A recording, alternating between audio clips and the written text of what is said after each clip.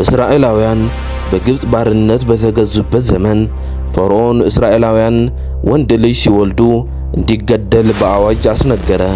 የሙሴም እናት ልጇ በፈርዖን ትእዛዝ መሰረት እንዳይገደልባት ስለ ፈርዖን ትእዛዝ ፍራቻ ልጇ በቅርጫት አድርጋ ወንዝ ውስጥ አለችው። ተርሙን የምትባለው የፈርዖን ሴት ልጅ በወንዝ ገላዋን ልትታጠብ ወርዳ በዚያ ቅርጫት አግኝታ ብትከፍተው የሚያሳሳ ውብ ልጅ አገኘች። ይህንንስ አሳድገዋለሁ ብላ ወደ ቤቷ ከወሰደችው በኋላ ሙሴ በግብፁ በፈርዖን ቤት አደገ። የሙሴም እናት ተንከባካቢ ሞግዚቱ ሆና ተጥሎ የተገኘውን ልጇን እንድታሳድግ ከፈርዖን ሴት ልጅ ጋር በድብቅ በመስማማት በንጉሡ ቤት ገባች።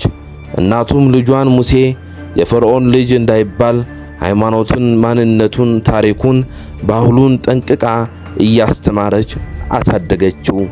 ሙሴ 40 ዓመት በሆነው ጊዜ አንዱ ግብፃዊ ዕብራውያውን ሲገድለው አይቶት ለወገኑ ተበቅሎ ግብፃዊውን ገደለው። በማግስቱ ደግሞ 2 ዕብራውያን እርስ በርሳቸው ሲጣሉ አያቸው። ሊያስታርቃቸው ፈልጎ ወደ እነርሱ ጠጋ ቢል አንደኛው አመፀኛ ዕብራዊ ትናንት ግብፃዊውን እንደገደልከው ልትገድለን ትሻለህ አለው። ሙሴም በድብቅ አደረግኩት ያልኩት ለካ ታውቆብኛል ብሎ ፈርዖንን ፈርቶ ወደ ምድያም ሀገር ሸሽቶ ሄደ። የምድያም ሀገር ካህን የሆነው የዮቶር በሌላ ስሙ ራጉኤል ይባላል። ሴት ልጁን ሴጲራን አግብቶ 40 ዓመት በምድያም ሲቀመጥ 2 ልጆችንም ወለደ። ይህችውንም ምድያም የተባለች ሀገር ቅድስት ኢትዮጵያ ናት። ስለዚህም መጽሐፍ ቅዱስ እንዲህ ይላል፣ ፈርዖንም ሙሴ ግብፃዊውን እንደገደለው በሰማ ጊዜ ሙሴም ሊገድለው ፈለገ። ሙሴ ግን ከፈርዖን ፊት ኮበለለ፣ በምድያምም ምድር ተቀመጠ። በውሃም ጉድጓድ አጠገብ አረፈ። ለምድያምም ካህን 7 ሴቶች ልጆች ነበሩት። እነርሱም መጥተው ውሃ ቀዱ። የአባቶቻቸውንም በጎች ሊያጠጡ የውሃውን ገንዳ ሞሉ። እረኞቹም መጥተው ገፏቸው። ሙሴን ግን ተነስቶ ረዳቸው፣ በጎቻቸውንም አጠጠላቸው። ወደ አባታቸው ወደ ራጉኤልም በመጡ ጊዜ ስለምን ዛሬ ፈጥናችሁ መጣችሁ አላቸው። እነርሱም አንድ የግብፅ ሰው ከእረኞች እጅ አዳነን፣ ደግሞም ቀዳልን፣ በጎቻችንም አጠጣ አሉ። ልጆቹንም እርሱ ወዴት ነው? ለምንስ ያንን ሰው ተዋችሁት? ጥሩት፣ እንጀራም ይብላ አላቸው። ሙሴም ከዚህ ሰው ጋር ሊቀመጥ ወደደ። ልጁንም ሰጲራ ለሙሴ ሚስት ሆነው ዘንድ ሰጠው። ሙሴም ኢትዮጵያዊቱንም አግብቶአልና ባገባት በኢትዮጵያዊቱ ምክንያት ማርያምና አሮን በእርሱ ላይ ተናገሩ። እነርሱም በውኑ እግዚአብሔር በሙሴ ብቻ ተናግሮአልና በእኛስ ደግሞ የተናገረ አይደለምን አሉ። እግዚአብሔርም ሰማ። ሙሴም በምድር ላይ ካሉት ሰዎች ሁሉ ይልቅ እጅግ ትሑት ሰው ነበረ። እግዚአብሔርም ወዲያው ሙሴንና አሮንን ማርያምንም ሦስታችሁ ወደ መገናኛው ድንኳን ውጡ ብሎ ተናገረ። 3ም ወጡ። እግዚአብሔርም በደመና አምድ ወረደ፣ በድንኳኑም ደጃፍ ቆመ። አሮንና ማርያምን ጠራ። 2ቱም ወጡ። እርሱም ቃሌን ስሙ፣ በመካከላችሁ ነቢይ ቢኖር እኔ እግዚአብሔር በራእይ እገለጥለታለሁ ወይም በሕልም እነግረዋለሁ። ባሪያዬ ሙሴ ግን እንዲህ አይደለም። እርሱ በቤቴ ሁሉ የታመነ ነው። እኔ አፍ ለአፍ በግልጥ እናገረዋለሁ፣ በምሳሌ አይደለም። የእግዚአብሔርም መልክ ያያል። በባሪያዬ በሙሴ ላይ ትናገሩ ዘንድ ስለምን አልፈራችሁም አለ። እግዚአብሔርም ተቆጥቶባቸው ሄደ። ደመናውም በድንኳኑ ተነሳ። እነሆም ማርያም ለምጻም ሆነች፣ እንደ አመዳይም ነጭ ሆነች። አሮንም ማርያምን ተመለከተ፣ እነሆም ለምጻም ሆና ነበር።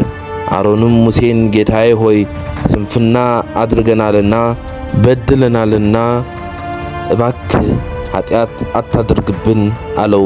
ሕዝበ እስራኤል ከግብፅ ሳይወጡ በኋለኛው ዘመን ጌታችን ኢየሱስ ክርስቶስ ከመወለዱ ከብዙ ዘመን በፊት በቅድስት ሀገር ኢትዮጵያ ውስጥ እግዚአብሔርን የሚያገለግል ካህን እንደነበረ መጽሐፍ ቅዱስ የሚመሰክረው ሐቅ መሆኑን ልብ ማለት ያስፈልጋል። ኢትዮጵያ የክርስቲያን ደሴት ናት የሚባለው ከበቂ በላይ ብዙ ምክንያትና ማስረጃ ኖሮ ነው እንጂ እንዲሁም አይደለም። ሙሴ በምድያም ሀገር በዱር ሆኖ የካህኑን የኔቶር በጎች እየጠበቀ ሳለ በቁጥቋጦ ውስጥ ታላቅ ራእይ አየ። ነበልባል ከሐመልማል ጋር፣ ሐመልማል ከነበልባል ጋር ተዋህዶ ነበልባሉ ሐመልማሉን ሳያቃጥለው፣ ሐመልማሉም ነበልባሉን ሳያጠፋው ተመልክቷል። ይህንንም ምስጢር ለመረዳት ጠጋ ሲል ከቁጥቋጦው ውስጥ እግዚአብሔር ድምፅ አውጥቶ ጠራው። የቆመባት ስፍራ የተቀደሰች ስለሆነች ጫማውንም ከእግሩ እንዲያወልቅ ነገረው። ለጊዜው ሐመልማል የእስራኤል ነበልባሉ ደግሞ የመከራቸው ምሳሌ ነው። ሐመልማሉ ነበልባሉን ያለመጥፋቱ እስራኤልም መከራውን ግብር ገብተዋል ቀኖና ይዘን እናርቀው ያለማለታቸው ምሳሌ ሲሆን፣ ነበልባሉ ሐመልማሉን ሳያቃጥል ማየቱ የግብፅ መከራ እስራኤልን ጨርሶ ያለመጥፋቱ ምሳሌ ነው። ፍጻሜው ግን ሙሴ ያየው የነበልባልና የሐመልማል ተዋህዶ የመለኮትና የትስብእት ተዋህዶ ምሳሌ ነው። ነበልባሉ ሐመልማሉን እንዳላቃጠለው ሁሉ ሐመልማሉም ነበልባሉን እንዳላጠፋው ሁሉ መለኮት ምልአቱን፣ ስፋቱን፣ ርቀቱን ሳይተው ስጋም ግዙፍነቱን ሳይተው የመዋሃዳቸው አንድ አካል አንድ ባህሪ የመሆናቸው ምሳሌ ነው። እንዲሁም ነበልባሉ የጌታችን ምሳሌ ሲሆን ሐመልማሉ ደግሞ የእመቤታችን ምሳሌ ነው። ይኸውም ነበልባሉ ሐመልማሉን እንዳላቃጠለው ሁሉ እሳተ መለኮት ጌታችን 9 ወር ከ5 ቀን በማኅፀኗ ባደረ ጊዜ እመቤታችንም ባሕርየ መለኮቱ አላቃጠላትም። ሐመልማሉን ነበልባሉን እንዳላጠፋው ሁሉ ጌታችንም ከእመቤታችን ከሥጋዋ ሥጋ ከነፍሷ ነፍስ ነስቶ ሰው ቢሆንም ባሕርየ መለኮቱ አልተለወጠም። ይህንንም ቅዱስ ኤፍሬም በሐሙስ ምስጋናው ላይ እንዲህ ሲል ገልጾታል። መለወጥ የሌለባት ድንግል ማርያም ሙሴ በበረሃ በነደ እሳት ጫፎቿ ሳይቃጠሉ ያያት ዕፅን ትመስላለች። የአብ ቃል በእርሷ ሰው ሆነዋልና እሳተ መለኮቱ አላቃጠላትምና ከወለደችው በኋላ ድንግልናዋ አልተለወጠምና ሰው ሲሆን መለኮቱ አልተለወጠም። በእውነት አምላክ ነውና በእውነት አምላክ የሆነ እርሱ መጥቶ አዳነን። የደማስቆው ሊቅ ቅዱስ ዮሐንስም ዕፀ ባጦስ የአምላክ እናት አምሳል ነበረች። ሙሴ ወደ እርሷ በተጠጋ ጊዜ እግዚአብሔር አንተ የቆምክባት ስፍራ የተቀደሰች መሬት ናትና ጫማህን ከእግርህ አውልቅ አለው። እንግዲህ ሙሴ የወላዲተ አምላክ ምሳሌ ያየባት መሬት የተቀደሰች ከሆነች ምሳሌዋ ራሷ ምን ያክል የተቀደሰች ትሆን? እርሷ ቅድስት ብቻ ሳትሆን ቅድስተ ቅዱሳን ናት በማለት ስለ እመቤታችን አስተምረዋል። ከዚህም በኋላ እግዚአብሔር ሙሴን ሕዝበ እስራኤልን ከግብፅ ባርነት እንዲያወጣቸው ላከው። ሙሴም ወደ ግብፅ ሀገር ሄዶ 10 የተለያዩ መቅሰፍቶች አወጣ። መጀመሪያ ውሃውን ወደ ደምነት ለወጠው። 10ኛው የበኩር ልጆቻቸው ሞቱ። በተአምራቱም ሕዝቡን ይዞ ከግብፅ ወጣ። የኤርትራን ባህር በበትሩ ለሁለት ከፍሎ አሻገራቸው። ከዚህም በኋላ ሕዝበ እስራኤል በምድረ በዳ 40 ዓመት ሙሉ መና ከሰማይ እያወረደ መገባቸው። ከዓለትም ላይ ውሃ እያፈለቀ አጠጣቸው። እስራኤል ግን እጅግ ክፉዎች ነበሩና በክፉ ይነሱበት ነበር። በድንጋይ ሊወግሩት ያሉበት ጊዜም ነበር። እነርሱ ፍጹም በመታገስ በኃጢአታቸው እንዳይሞቱ ወደ እግዚአብሔር ይማልድላቸው ነበር። ሙሴ ሰው ከወዳጅ ጋር እንደሚነጋገር ከእግዚአብሔር ጋር 570 ጊዜ ቃል በቃል ተነጋግረዋል። 40 ቀን 40 ሌሊት ከጾመ በኋላ 10ሩን ትእዛዛት የተጻፉባቸውን ጽላት ተቀበለ። እስራኤላውያን ባዩት ጊዜ እንዳይሞቱ ፊቱን እስኪሸፍንላቸው ድረስ ፊቱ እንደ ፀሐይ የሚያበራበት ጊዜም ነበር። ሊቀ ነቢያት ሙሴ 120 ዓመት በሆነው ጊዜ እግዚአብሔር ሕዝቡን ለአገልጋዩ ለነዌ ልጅ ለኢያሱ እንዲያስረክበው ስላዘዘው ለኢያሱ አስረክቦታል። ሙሴም እግዚአብሔር እንዳዘዘው በምስክሩ ድንኳን ውስጥ የሚሰራው ሁሉ ሰርቶ ካዘጋጀ በኋላ በተራራ ውስጥ አረፈ። በዚያም በመላእክት እጅ በስውር ተቀበረ። የእስራኤል ልጆችም ወስደው እንዲያመልኩት እግዚአብሔር የሙሴን ሥጋ ሰወረ።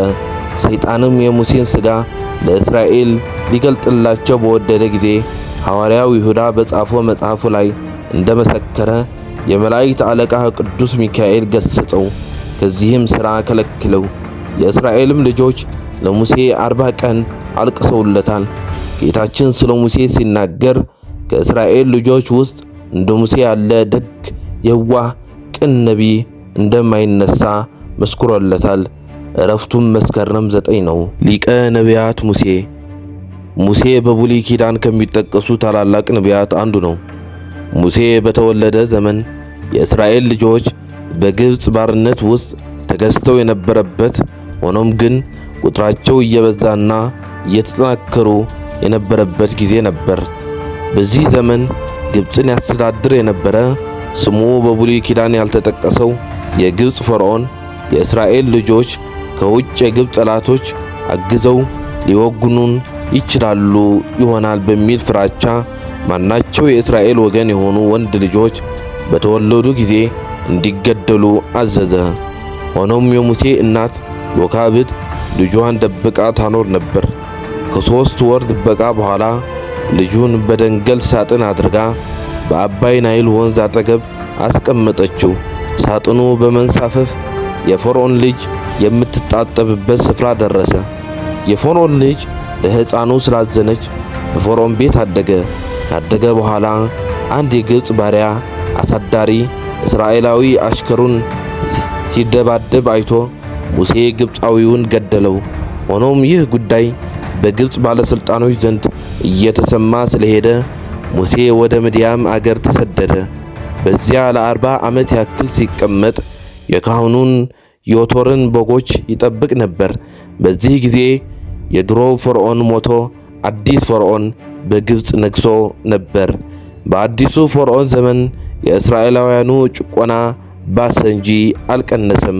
በኮሬብ ተራራ በሚገኝ ቁጥቋጥ ውስጥ በተገለጠለት መልክነት መሠረት ሙሴ ዕድሜው 80 ከሞላ በኋላ ወደ ግብፅ ተመለሰ።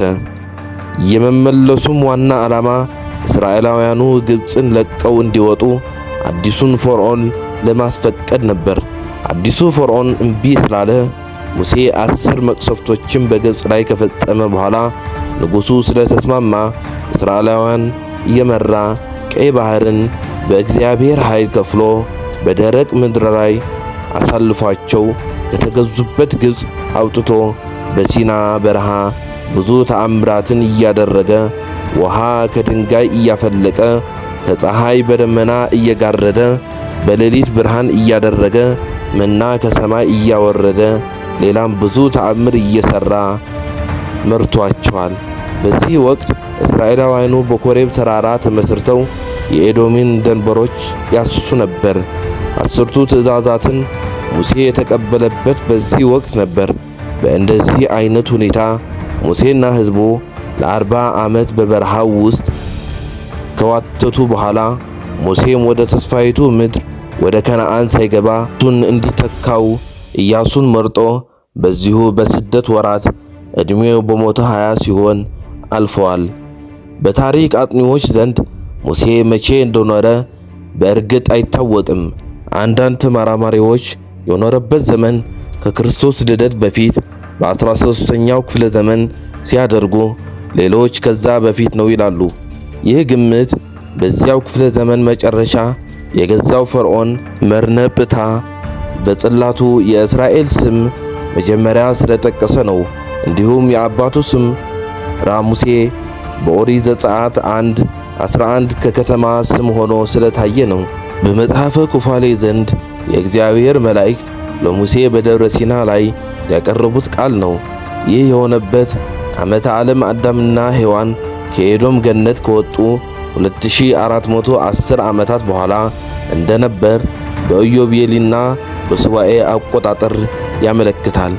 ዕብራውያንን በግብፅ ባርነት ወደ ሲና የመሯቸው በ2410 ዓመተ ዓለም እንደሆነ ይነገራል። የመጽሐፈ ኩፋሌ ዜና መዋዕል አከፋፈል በጠቅላላ ከስነ ቅርሳዊ መዝገቦች ላይ ሊነጻጸር ይችላል። በዚህ አከፋፈል 2410 ዓመተ ምህረት ማለት ከክርስቶስ ልደት በፊት እንደ ኢትዮጵያ አቆጣጠር 1661 ዓመታት አካባቢ እንደነበር ሊገመት ይችላል። ሊቀ ነቢያት ሙሴ። ሙሴ በብሉይ ኪዳን ከሚጠቀሱ ታላላቅ ነቢያት አንዱ ነው። ሙሴ በተወለደ ዘመን የእስራኤል ልጆች በግብጽ ባርነት ውስጥ ተገዝተው የነበረበት፣ ሆኖም ግን ቁጥራቸው እየበዛና እየተጠናከሩ የነበረበት ጊዜ ነበር። በዚህ ዘመን ግብጽን ያስተዳድር የነበረ ስሙ በብሉይ ኪዳን ያልተጠቀሰው የግብጽ ፈርዖን የእስራኤል ልጆች ከውጭ የግብጽ ጠላቶች አግዘው ሊወጉኑን ይችላሉ ይሆናል በሚል ፍራቻ ማናቸው የእስራኤል ወገን የሆኑ ወንድ ልጆች በተወለዱ ጊዜ እንዲገደሉ አዘዘ። ሆኖም የሙሴ እናት ዮካብድ ልጇን ደብቃ